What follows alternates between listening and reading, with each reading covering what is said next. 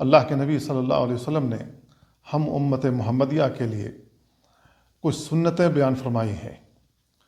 اور یہ سنتیں اس لیے ہیں کہ اگر ہمارے فرائض میں کچھ کمی ہو جاتی ہے،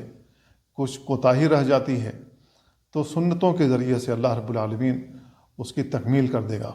اس کو پورا کر دے گا۔ اور یہ جو سنتیں ہیں، اگر ہم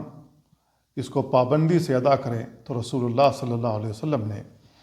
صحیح مسلم کی روایت کے مطابق جنت میں ایک گھر کا وعدہ کیا ہے۔ اللہ کے نبی صلی اللہ علیہ وسلم بیان فرماتے ہیں، من صلی ثنتي عشرة رکعة بنى اللہ له بیتا فی الجنہ، جو شخص دن اور رات میں 12 رکعت پر ہمیشگی کرے تو اللہ رب العالمین اس کے لیے جنت میں گھر بنائے گا۔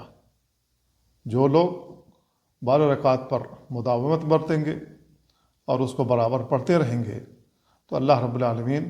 جنت میں اس کے لیے گھر تعمیر کرے گا۔ اور یہ جو سنتیں ہیں وہ اس طریقے سے ہیں کہ فجر سے پہلے 2 رکعت، ظہر سے پہلے 4 رکعت، ظہر کے بعد 2 رکعت، پھر مغرب کے بعد 2 رکعت، اور اس کے بعد عشاء کے بعد 2 رکعت، یہ کل 12 رکعتیں ہیں۔ صحیح مسلم میں ایک اور روایت آتی ہے جس میں 10 رکعتوں کا بھی ذکر ہے، اور ثواب وہی ہے، اللہ رب العالمین جنت میں ایک گھر بنائے گا۔ اور جو 10 رکعت ہے تو وہ اس طریقے سے ہے جیسا کہ بیان کیا گیا، لیکن ظہر سے پہلے جو 4 رکعت ہے اس کو 2 رکعت ادا کر لیں گے